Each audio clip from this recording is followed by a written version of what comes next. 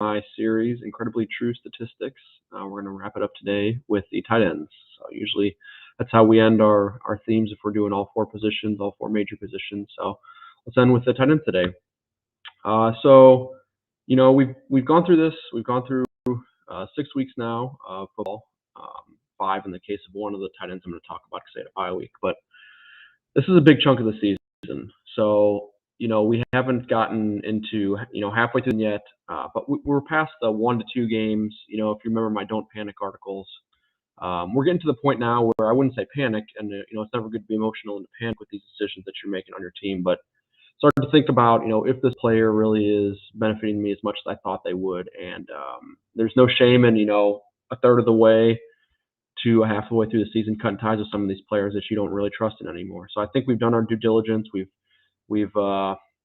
waited the first at least month of the season to see what's going on. So like I said, if you want to look for trades for some of these players, not necessarily that I'm going to talk about today, but just in general on your team, I think that's a good decision. Now that we're over a third of the way through the season. Anyway, let's jump into it today. So tight ends, it's not going to be the favorite topic for most of you to talk about. Honestly, it might not be my favorite topic to talk about just because tight ends usually get less fantasy points than the other 3 major positions. But while you're researching these tight ends, while you're still learning about these tight ends, your opponent may be getting bored with them. Like I said, the majority of people might be. Your opponent's complacency is going to be your gain. So any edge that you can find over your opponent, continue to do that. So stay sharp, keep up to date on all these tight end news, and you never know, you might be able to make a trade or pick up the player that will end up helping you at the end of the season. So let's jump into it. First player I want to talk about is Mark Andrews. So Mark Andrews' performance this season by itself, I wouldn't say is incredible. If you'd have told me that at the beginning of the season he would have been the tight end 2 through 6 games, I would have thought that's in the realm of possibility. I probably wouldn't have predicted it, but it's definitely possible. So that's not necessarily surprising. It's been a season for him so far. What's most surprising to me is the fact that he is so close to Travis Kelce for the tight end 1 spot. So he is right nipping on his heels. In fact, he is only 3 fantasy points behind Kelce. So only 3 receptions really what it boils down to, or 1 reception for 20 yards. He's very close to Kelce. And let me screen share with you here real quick so you can see those at home. We're going to talk about Mark Andrews compared to his other 2 seasons before this, so 2020 and 2019. And I kind of, buried the lead there if you're looking at this right now, but it's amazing what he's doing this year. So he's on pace. This is a 16-game pace. Obviously, we know this year is 17 games, but to compare it evenly to the other 2 seasons, this is his 16-game pace for this season. He's on pace for 91 receptions, 1,250 yards, 8 touchdowns, 282 fantasy points. That would be by far his best fantasy season. And we know how good he has been in the past. So you look at 2020, 66 receptions, 800 yards, 8 touchdowns, right at 200 fantasy points. 2019 was a little bit better. 68 receptions, 908 yards, 11 touchdowns.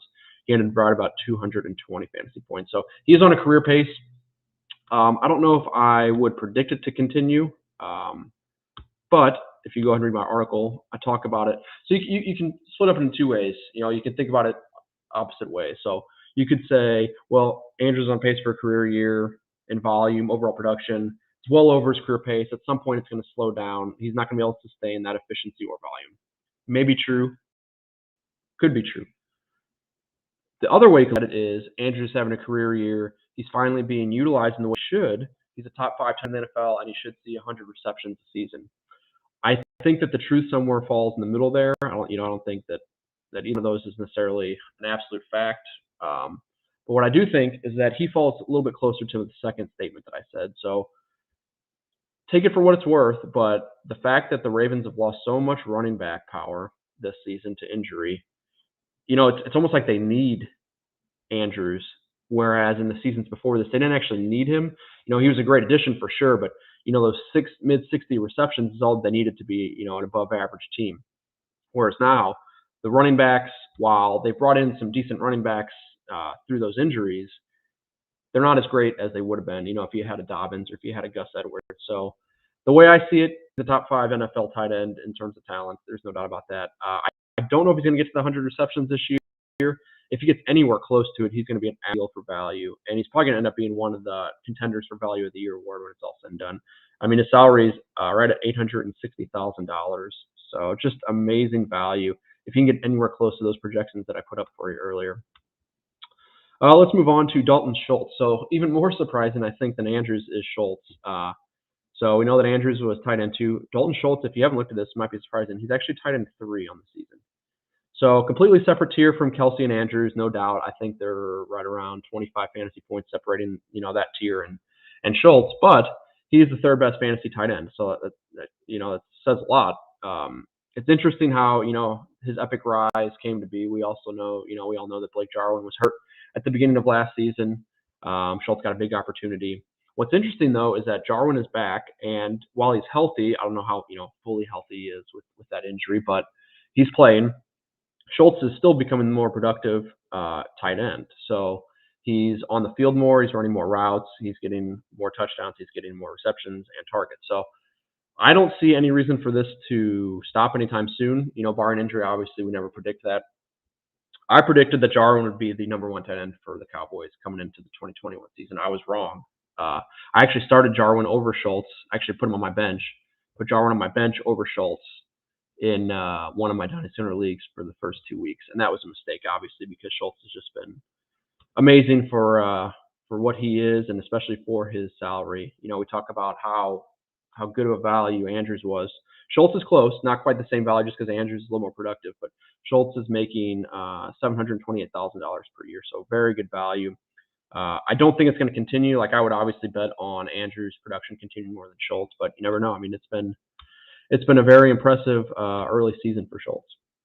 And finally, talk about the bad, and I hate saying it like that because I really don't think it's been all that bad for Kyle Pitts, but I'll talk about him. So more hype around him than any other rookie tight end in NFL history, and it's justified. He was the 4th overall pick in the 2021 draft. I'm not going to say anything bad about Pitts. There's a few reasons for that. It's extremely unfair to downplay his production so far. He's only played 5 NFL games. He's obviously had his bye already, so it's just unfair for especially a rookie tight end with that position, how hard it is to just come in immediately. A second, he really hasn't been that bad for his volume that he's been given. So a lot of the lack of production has come because of poor quarterback play, and that's been spotty with Matt Ryan. Not necessarily that he's been bad on the whole season, but spotty quarterback play, and then just an overall lack of volume, like I said. So Pitts currently sits as tight end 9 on this season. Pitts owners probably not too happy with it, just maybe more so in redraft or keepers, but in Dynasty Owner, you still had to pay up for him in the rookie draft too. So probably not too happy with him. On just his average overall. We know that in week 5, he obviously had that major breakout game, and let's hope it continues. But let me give you a few reasons why you shouldn't be concerned. First, the obvious one, Atlanta's already had their bye, so their fantasy points kind of get skewed when you look at Pitts compared to other tight ends. He's tight end 9, yes. I think that if you would take his average for this season and then add 1 extra game to it, I think he'd be like tight end 8 or 7. So it doesn't really increase by that much, but either way, it is a little misleading when you look at the stats compared to other tight ends and they haven't had their bye.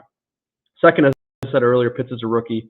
He's still learning. Not really much else to say about that. Third, his most recent game, week and a half ago, I already kind of mentioned this. By far his best. It was a real breakout game. Week 5, Pitts had 9 receptions, 118 yards, and 1 touchdown. So impressive. I don't expect him to do that every week. I don't expect him to do that every other week. But if he can, get a little bit closer to that 6 receptions, 80 yards, and then 40% chance of a touchdown, that's amazing for a tight end, especially a rookie tight end. So. And finally, the biggest thing is that this is Dynasty Owner. So this is, you're looking for an entire 5. Usually I look at about 5-year window. So you're looking at a 5-year window, and he's going to end up being one of the best values at tight end over those 5 years. He's going to get productive. It's going to take time. He's still learning, as I said. His salary is going to be cheap when he gets towards the end of it. If you're looking 2 or 3 years out, he's making $8 million per year. Who knows what the tight end landscape is going to look like then. You're going to have Kittle, your Kelce's.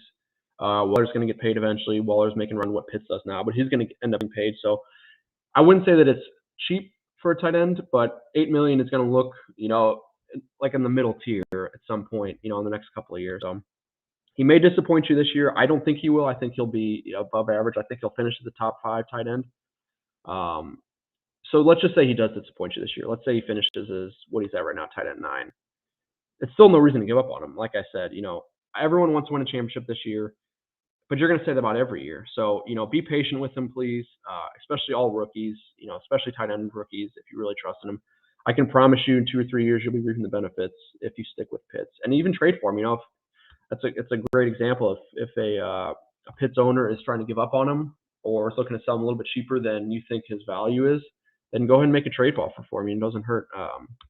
You're gonna really appreciate that move in a couple of years. So that's all I want to talk about today. That wraps up that entire theme, that series, incredibly true statistics.